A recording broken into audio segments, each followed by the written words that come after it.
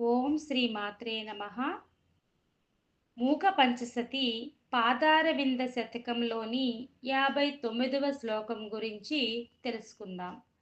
దధానో భాస్వత్తాం అమృత నిలయో లోహిత వపుః వినమ్రాణాం సౌమ్యో గురురపి కవిత్వం చ కలయన్ గతౌ మందే గంగాధర మహిషి కామాక్షి భజతాం తమః కేతుః మాతః తవ చరణ పద్మో విజయతే.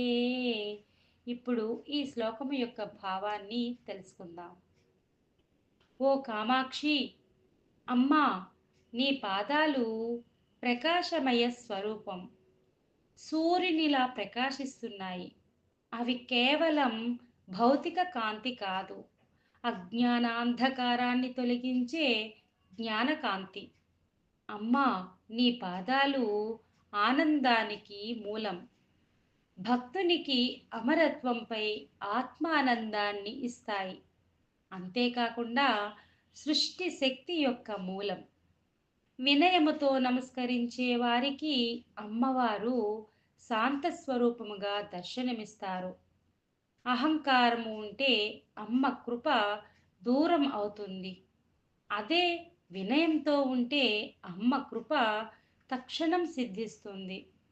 అమ్మ, నీ పాదాలు జ్ఞానాన్ని, వాక్సిద్ధిని ఇస్తాయి.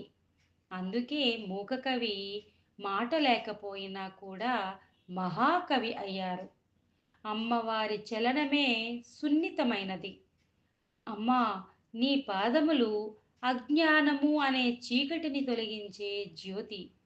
ఇది నిజానికి ఆత్మజ్ఞానము యొక్క వెలుగు.